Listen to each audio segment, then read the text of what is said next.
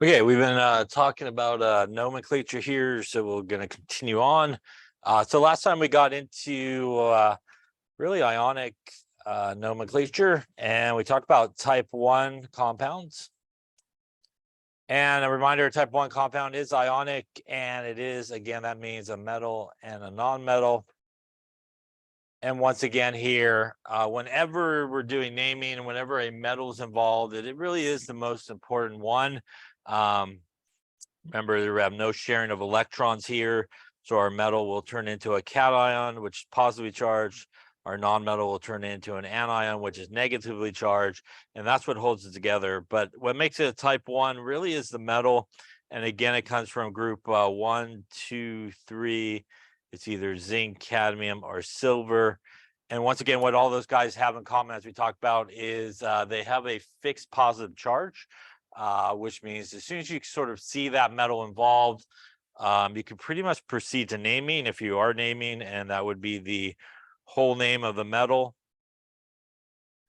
And like normal, in most cases, our non-metal on the second name there, we drop the last part, and it does get the IDE sort of arrangement at the end. We also talked about type 2. And type 2 are also ionic, which is metal and non-metals. And once again here, it is that metal that you want to look at. And the metal there will be from a transition metal, or just to the right. Again, sort of underneath the staircase where our semi-metals are, where things like lead, tin, antimony, all those guys will be. And what the difference on those guys is they can have a variable sort of charge. And that's obviously excluding those three, the zinc, cadmium, and silver. And because it could have sort of a variable charge, you do need to sort of include that in the naming.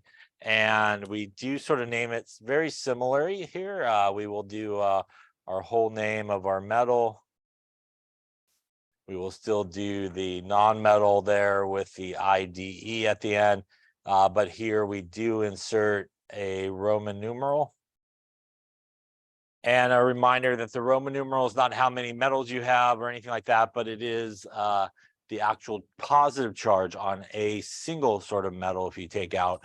So what that positive charge is what the Roman numeral should be. At the end there, we got into polyatomic ions, I believe. And polyatomic ions are groups really of non-metals that are together, and they do have an overall charge. They're actually sort of a combination of a couple of things in a sense. They are covalent compounds because they are sharing electrons, but they do have an overall charge, so that doesn't still make them an ion. But really what holds those together, again, is sort of covalent bonding. So, for example, we talked about, I think, NH4, NO3, and that is two polyatomic ions together. And again, if you sketch the sort of Lewis structures for each of these, here we have covalent bonding, but does have an overall charge. Same thing here with our nitrate, if we kind of sketched it. And once again, this guy has a charge. So it is still overall a compound here that's going to be ionic because we have a positive and negative guy. But again, in this particular case, there are a group of nonmetals that are sharing electrons. For the most part, our polyatomic ions will end in one of two ways. Will either end in 8 or ite. And for the most part, the ones that end in 8 have the most oxygen. And the ones with the ite have the least number of oxygen.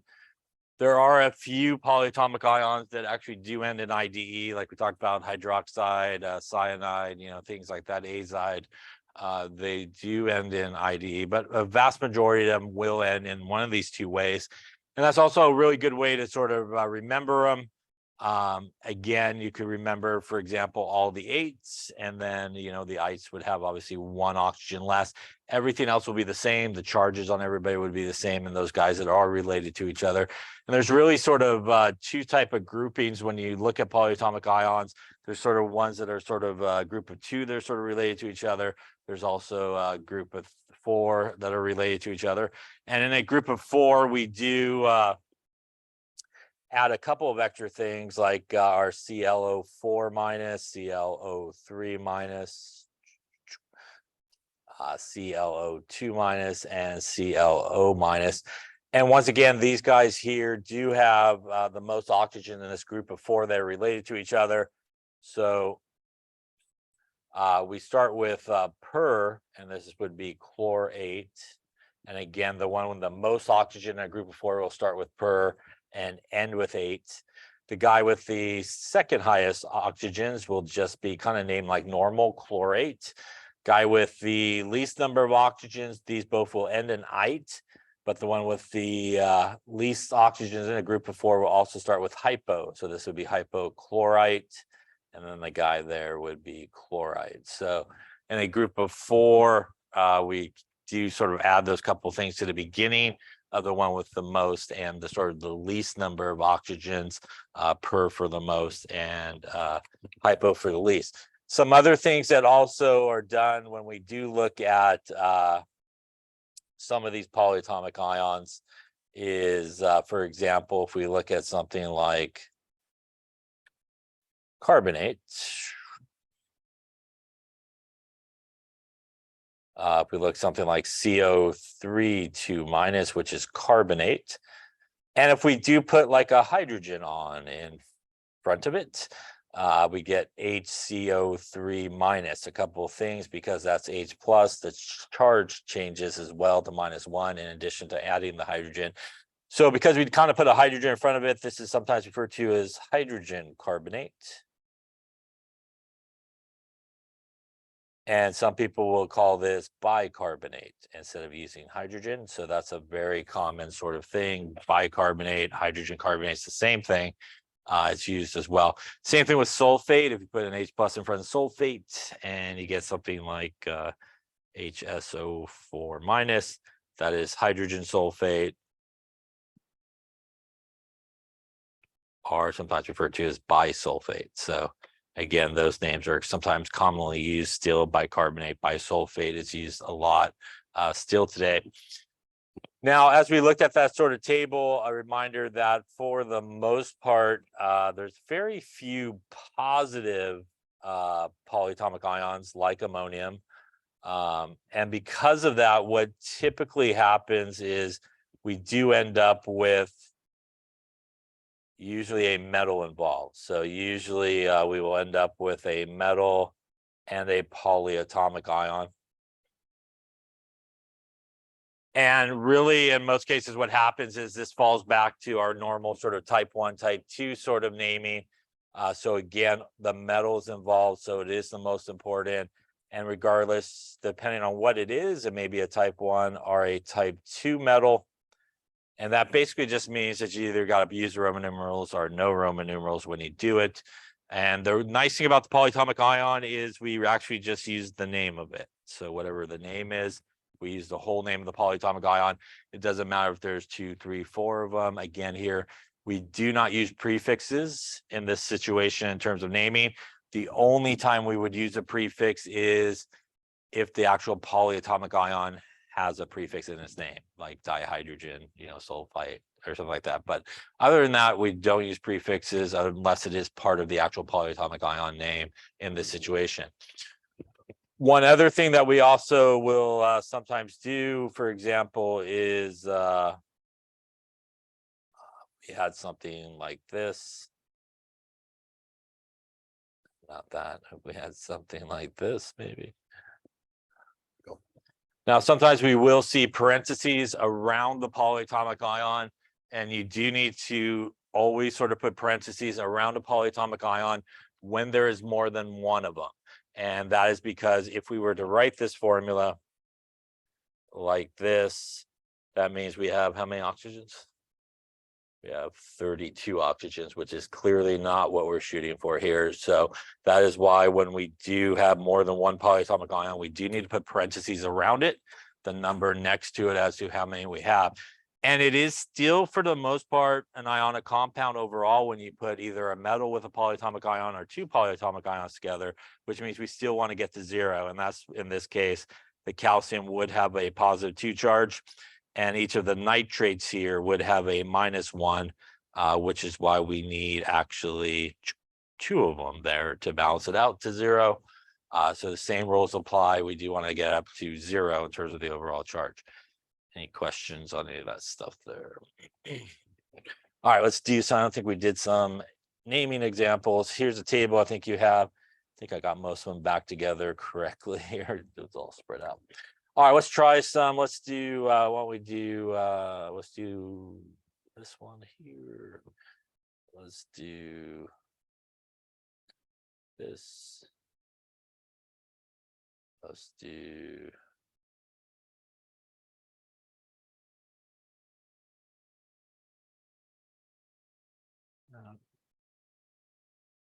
let's do maybe it's not one. Let's do here.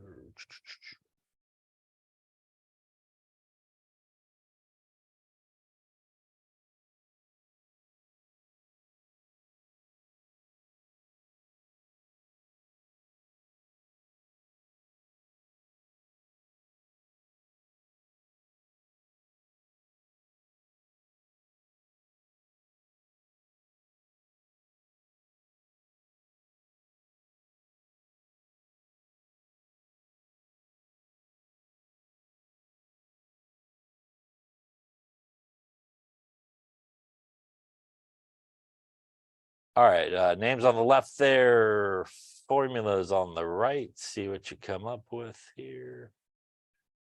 Write that a little bit.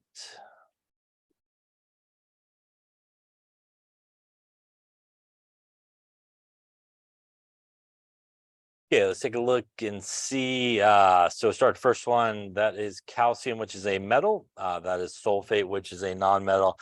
So obviously it's going to be ionic here. It is the metal that is the most important, and calcium is group number 2, which means it's really a type 1 metal and has a fixed charge. So you could roll right into the name, and that would be calcium. And again, the whole name there of our polyatomic ion, which would be sulfate. The cation here would be calcium with a +2 charge, and the anion would be sulfate with a -2. And again, that is why we just need one of each of those to make that formula. +2 and -2 give us 0. Any questions on that one there? Looking at the next one, we got Fe, which is iron. It's a metal. We got some nitrate there, which is obviously a polyatomic ion. So it is, again, our metal that's most important. And iron is a transition metal, which means it can have a variable type charge and is a type 2 compound, our metal. So we do want to look at it. We got 1 iron. We do know that nitrate there is NO3-, and there are 3 of them, which gives you a grand total of -3. That means that the iron here has to be +3 to balance it out. And again, here we will go with the whole name of the metal, which is iron. We will go with Roman numeral 3, as that is the positive charge on the metal. And again, although there is a multiple amount of NO3s, it has no effect on the name. And this would just be, again, nitrate in this case. Any questions on that one there? Lastly, here we got lithium, which is a metal. We got PO4, which is phosphate, which is a non-metal. Not non-metal, it actually is non-metal, but it is a polyatomic ion. Again, here the metal is the most important, which is lithium, and that is a type 1 metal, which means we could roll right into our naming, and that should be lithium, and then just phosphate, ATE, as that is the polyatomic ion name. Here again, our cation would be lithium with a +1 charge, and our anion would be phosphate with a -3 charge. That is why we need 3 of those guys, right, to balance it out. And if you were asked to write the cation for that, that's what you would write. It should have a charge, and the anion there should also have a charge, which would be obviously PO4 3-. Any questions on any of those names there? Now, when we do have the names and we want the formulas, again, we just want to figure out what we got going on. So we have copper Roman numeral 2 hydroxide, so it is going to be ionic. The copper Roman numeral 2 does tell us that the copper there does have a +2 charge. And that means that That is our cation that we got going on. Hydroxide there is from our chart, which is OH minus, and that's basically +2 and -1. So to balance it out to 0, we will need not 1, but 2 of the hydroxides to get the -2. And to write our formula here, Cu, we will need a parentheses because we have more than 1 of those hydroxides, and we do need to put the 2 on the outside. Any questions on that one there? Ammonium sulfide. Ammonium is a polyatomic ion, and sulfide is sulfur there for the periodic table. So ammonium is NH4 plus, and sulfide, which is group 6, has a -2 charge. That means in this particular case, we will actually need 2 of the ammoniums to get to +2. +1 +2 balances out the -2. Once again, here we do have obviously 2 of those polyatomic ions. So I'm just going to go to the left here to write it. NH4, Na2, and 1 sulfur there. Be our winner. And lastly, we have sodium hydrogen carbonate. So sodium is a metal and is a type 1 metal and also has a +1 charge. Hydrogen carbonate is the same as bicarbonate. It is HCO3 minus. And in this case, it's -1 and +1, which means NaHCO3 would be our formula. You do not need parentheses around a single polyatomic ion, but you do need parentheses around multiple polyatomic ions. Any questions on polyatomic ions or how to name them? As I mentioned last time, pretty much I would say probably 99% of the time they're going to be hooked up with a metal. So again, you really can kind of default back to that type 1, type 2 sort of rules with them. And again, the nice thing about it is doesn't matter how many you have of them, you just use the name of the polyatomic ion. So again, why it's important to know the names, obviously, and the charges and the formulas that go with it so that you can obviously put it together correctly. Any questions on that? Okay. So the next type of naming we're going to talk about is our friends acids. And acids are substances that are able to produce H+ ions in solution. They're sometimes referred to as a proton, and that's because hydrogen has 1 proton and 1 electron and no neutrons. So in order to become positively charged, it has to lose its electron, which leaves it just a proton. So a lot of times in acid-base chemistry, H+ is referred to as a proton because of that. But it's able to produce free H+ ions in solution. And if you take 200B, you will learn all about acids and that type of situation. But the way that we name acids is really depending on whether or not the acid has oxygen in the formula. And by the way, every single acid is pretty much like an ionic sort of situation. And every single acid, pretty much the cation, which is our positive guy, is always H+. So H+ is really always the cation in an acid. And you really do sort of treat it the same way as an ionic compound. And you treat it, I think, as we talked about with hydrogen. Basically, you're just going to balance it out to 0, and that will give your name. Now, because an acid really is a solution or a solution that will produce H+, an important aspect of knowing whether or not you are, for example, dealing with an acid or maybe not dealing with an acid is acids should usually have the AQ symbol next to it, and that stands for aqueous or water environment. So they typically have this guy, which is our aqueous and our water environment, basically. And that is essentially how they're able to produce that H+ in solution, because when they go for a swim, pretty much a lot of them will break apart, and it will break all the way apart or a little bit apart, but the part of that breaking apart will allow them to release an H+ basically into the solution. And in that solution, basically the H+ is floating around, and that's sort of what makes it an acid. So when we do go for an acid, it really all involves whether or not there is oxygen, right? And so it's all about oxygen or no oxygen. Now, if there is no oxygen, you will name the acid as hydro something ic acid. The ic part is, or the middle part of the ic there, before the ic is really the anion that's there. Yeah, so it's really the sort of anion part of the formula. The negative guy is the missing part there. So for example, if we had HCl, so this is an acid. There is no oxygen here, so this would be hydrofluoric acid. The cation here is H plus. The anion here is Cl minus in this particular case. And that obviously is where the chlorine part kind of comes from in terms of the name. So this has an aqueous next to it, which makes it an acid. And sort of for that distinction, as we talked about, I think earlier, if you had just HCl, that was, say, a gas. This would be called hydrogen chloride. So that is the difference between these two. You take some hydrogen chloride, bubble it in some water, you get some hydrochloric acid in that case. So that is why typically, and it's good practice, if you are writing formulas for acids, that you do put aqueous next to it, or usually you will see aqueous next to it to let you know that it is an acid and not necessarily like something in the gas phase, like here would be hydrogen chloride. If we had something like HBr, again, no oxygen here, so we would start with hydro, and this would then be bromic acid. And again, here our cation would be H plus.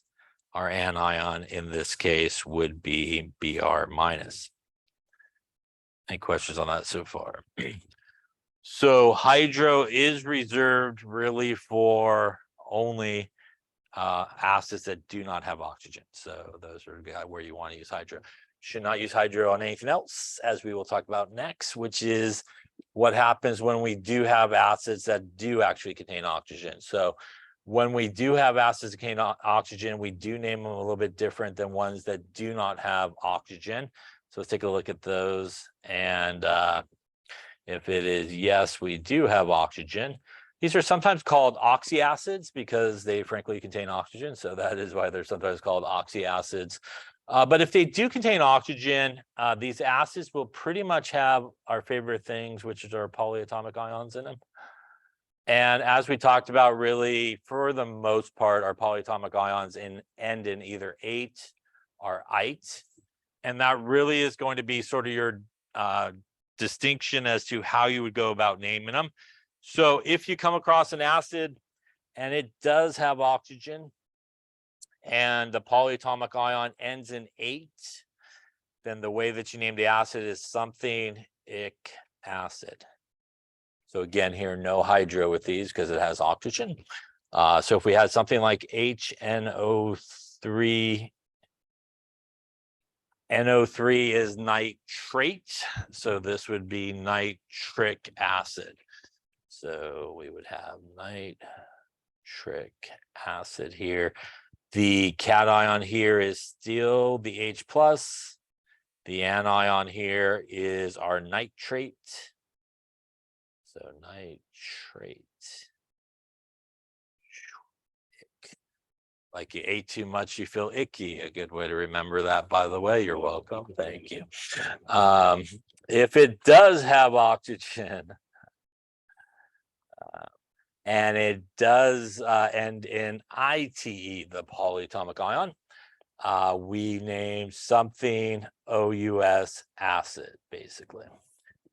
So if we take a look at something like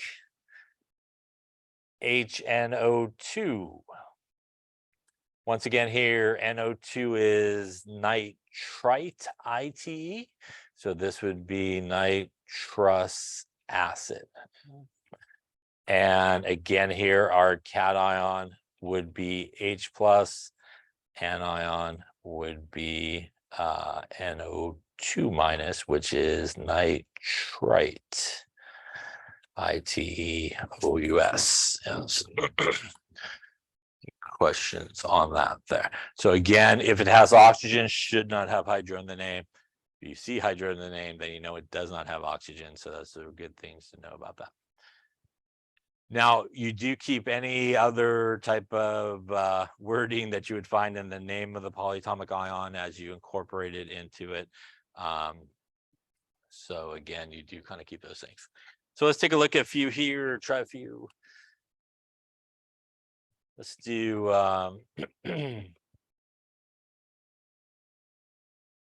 HI, let's do H2SO4. Let's do HClO4.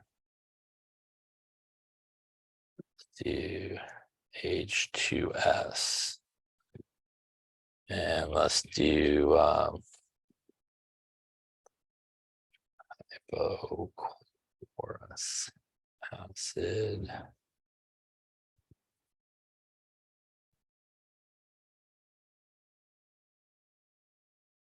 Let's do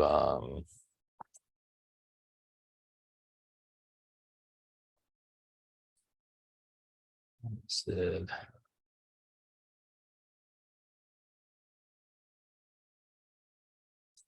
Hydro acid. And let's do carbonic. Take a look. We'll take a look at the first one here. By the way, I see hydrogen and I see aqueous next to it. So good chance this is an acid. So that's a good way to know, you know, rather than they won't always say, hey, name these acids or something like that. So the other really important thing is once I sort of identify as an acid is I want to look, is there oxygen or not? And there obviously is not. So I know I can roll into my hydro. I can spell it hydro. Again, the missing part there is going to be our anion, which is I minus, which is iodine. So it's going to be hydroiodic. And then this would be acid in this case. Here, the cation again being H plus. Your anion being I minus in this case. So again, +1, -1. We just need one of those guys each there to make the formula. On the next one, once again, I see hydrogen. I do see aqueous. So again, an acid. I do see oxygen, which tells me is going to have that polyatomic ion. So I want to think about what that is. And again, here, my cation always going to be H plus for an acid. My anion here is going to be SO4 2-, which is sulfate. So then this would be sulfuric acid. Once again, no hydro as it does have oxygen in this case. Any questions on that one there? Coming here, once again, we see H, we see aqueous, we know that's an acid. And again, our cation being H plus, our anion being, in this case, ClO4-. That's our friend perchlorate, which means it will end in ate. It should end in ic. We still keep the per part of it. So that is perchloric acid. So again, that's what I was talking about earlier. That's perchlorate. So we still keep the per, obviously, when we do the acid name. Lastly, here on the left, we got an H, we got an aqueous, which is, again, an acid. We have no oxygen in this case. So that is going to start with hydro. And that should be hydrosulfuric acid.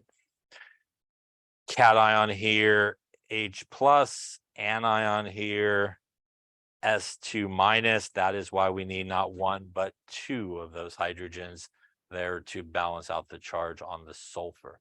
Any questions on any of those names there? All right. So when we do have the name and we want to write the formula, we want to dissect the name and see what we got going on. So clearly it's an acid, so that's a good part of it. So automatically I do know that my cation should be H plus from that. And in this case it's hypochlorous, and I do not see any hydro in the name. So I know it does contain oxygen and it is a polyatomic ion. And that is OUS, which means if you just scratch that out and put ITE in the place of it, that is hypochlorite, which is what the anion would be. And that would be ClO-. And now we got our two guys together. we're good to go. We just need HClO, and you should write the aqueous next to it. Yeah. Any questions on that there? Coming here to sulfurous acid. Once again, I know it's going to be H plus for my cation. There is no hydro, so this is a polyatomic ion. Once again, you can literally just scratch out the OUS, and I know that should be ite, so that's like sulfite, and you could kind of figure out what the missing guy would be. This is going to be SO3 2 minus, as that is sulfite. Once again, that's -2 and +1, which means we actually do need 2 H's in this case, and that would give us H2SO3 as our formula there. Yeah. Any questions on that one there?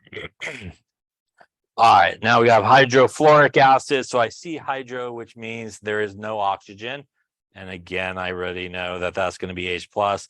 So that means this part of it, which kind of looks like fluorine, would be fluoride, which is -1. So putting those together, HF, where we go.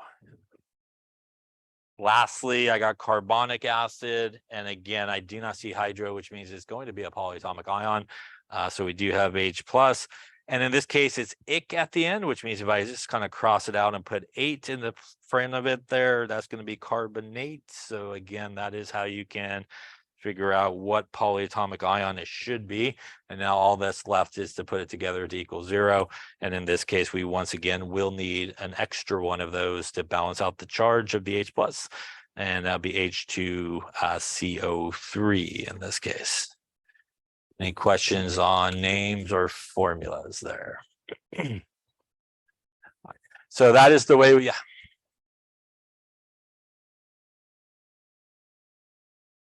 You should always, when you write formulas for acids, you should always put aqueous next to it so that it is known that it is an acid. Yeah. So I will tell you that they may not always do it like in books and put it next to the formula.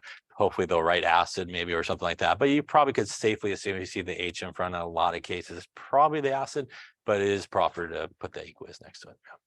Other questions? Okay. All right. The good news about bases is they're frankly named the same. They mostly have hydroxide, so you just kind of name it like a polyatomic ion, which is good. Now, there you go. The last sort of type of naming that we're going to talk about is type 3 naming. And this is really covalent or molecular compounds here. This is really when 2 nonmetals come together. And as we talked about when we talked about bonding, we're going to have sharing of electrons here. So these are guys that are sharing electrons, unlike pretty much everything else we just looked at, where they're ionic and they're pretty much transferring electrons, positive, negative sort of attraction. We've waited long enough. This is the place where we use prefixes. Yeah, so this is the proper and really only place that you should use prefixes when you're naming, when you have this type of situation. So the good news is this is frankly, I would say, probably the easiest of all the naming, but really the place where most people screw up the most because they go, it can't be that easy. So let me add some other crap into the name and have the wrong thing happening there. So, you know, this is probably the easiest one, but really a place where a lot of people do kind of screw up on. So let's talk about really how do we go about it. The way we obviously can recognize it is we have 2 nonmetals. And as soon as you see that, the nice thing about it is there's really no charges or balancing out charges or anything like that you have to worry about. You pretty much just need to pick the proper prefix. Prefixes like mono for 1, di for 2, tri for 3. I think there's a table coming up on the next slide. Tetra for 4, penta for 5, hexa for 6, hepta for 7, octa for 9, maybe a little nona for I missed 8, sorry, 8, and then nona would be 9, and then deca there would be 10. So these are the prefixes that we use, and there are a couple of things that does occur with type 3 sort of naming that you do want to watch out for. First off, we never use mono on the first name. But you can use mono on the second name. So it's all good on the second name and we don't use it on the first name. And that's the main sort of rule that you do have to watch out for. The other thing that can happen in this situation is we can get a couple of vowels that back up to each other. So a lot of times if we have the O from the prefix, O from the first letter of the first name, We do try to drop the O from the prefix, or maybe like an A and an O sort of situation. The A from the prefix gets sort of dropped when it gets there. So for example, if we had one oxygen, monoxide is not usually what we call it. We call it monoxide. Yeah. And we drop that O from the prefix in that particular case. Now, how do we go about naming it? Well, pretty much use the prefix if necessary for the first element. And you use the whole name of the first element. And for the second one, you use the prefix for the second name. And the second guy is like everything else. It is like our nonmetal with the IDE at the end of it. So pretty much prefix, whole name of the first one. Second guy gets the IDE and the appropriate prefix, obviously, in front of it. It's always the first element in the formula comes first, and the second one comes second, is sort of how you do it. And same with the name, obviously the first name first in the formula and the second name second in the formula. So prefix and first element. So if we had something like CO, that is one carbon, which is a nonmetal. That is oxygen, which is a nonmetal. So right away, I know it's a type 3. Means I don't have to worry about anything other than pretty much naming how many are there. So there is one carbon, which means mono would be the name that we would use, but we do not use it on the first name. So we would just use the whole name of the element, which would be carbon. There is just one oxygen, which mono is also the prefix that we would use, and we can use it on the second. So this would be carbon monoxide. Yeah. Any questions on that there? So here's a table of the prefixes like we just talked about. And again, that OO combination is usually get rid of the first O, AO, get rid of the A. Two I's are okay. But after that, you know, those other ones are really the ones that we come across. Now, other things, as I mentioned, again, these are a couple more examples of that. Our tetraoxide, again, we would drop the A and it'd just be tetraoxide. Now, there are things that do have common names and a few that you should be aware of. H2O is water is not a trick question. Right, water, move on with your life. Yes, not dihydrogen monoxide. Nobody wants a refreshing glass of dihydrogen monoxide, right? They probably just want water, I suppose, right? So don't do that. This is not nitrogen trihydride. This is ammonia, not to be confused with ammonium that we saw with the polyatomic ion, which is NH4+. So those are two different things. Last one is you also should know is the simplest organic guy you could have, which is methane. That is CH4. So those three are pretty much named common names, and you should always use those names for those guys. No other type of name should be used when you have those guys. All right, let's take a look at some here and see how we do. All right, so for each of these, give the name, and then why don't we do some formulas on the other side here. So let's do dinitrogen pentoxide. Let's do sulfur hexabromide. Let's do carbon tetrachloride. All right. Names on the left, formulas on the right. What you come up with.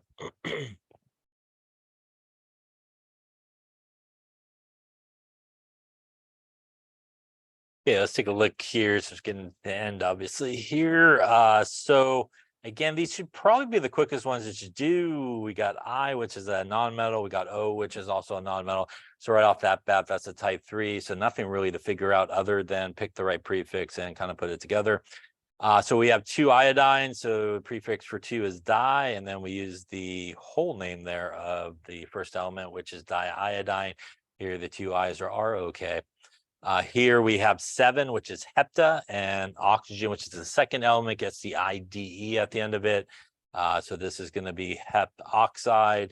Here we do drop that A off of the prefix, so we do not get the A and the O that back up to one another. Any questions on that one there? Coming here, we got carbon, which is a nonmetal. We got oxygen, which is a nonmetal. So once again, type 3. ready to roll right into the naming at this point. We have only one carbon, which is mono, but we do not use it on the first name, so it would just be carbon. And here we do have 2, which is di. And once again, the second element there gets the IDE at the end of it. So that would be carbon dioxide. Lastly, here we have phosphorus and Cl, which is chlorine. Again, both nonmetals.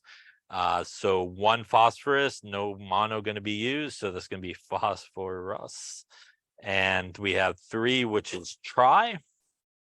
And a little chloride action there at the end, IDE, instead of chlorine, obviously, in this case. Any questions on any of those names? Probably the fastest of anything that you do are the guys on the right here, where you do have the name and you need to give the formula here. And that is because as soon as I see some prefixes, I know it's a type 3, and I pretty much just write what it says. So di is 2, nitrogen is N, and that's an N2, penta is 5, oxygen is O, and you're done. Yeah, so nothing really to balance or anything like that.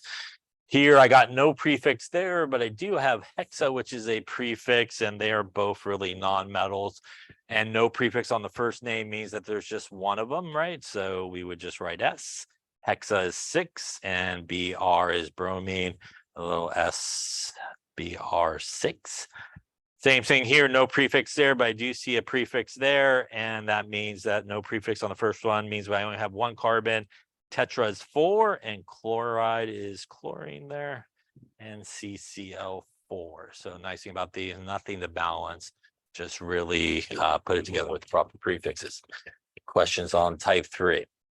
One last thing just to aim at home here is we talked about when we did the hydrate experiment. But when we name hydrates, remember that there is a salt part, right, and a water part, right? So a water part. And we named the salt like a normal ionic compound, either a type 1 or type 2, which means either you'll need a Roman numeral or not need a Roman numeral in terms of that metal. And remember, the water, whatever the number is before, is the prefix.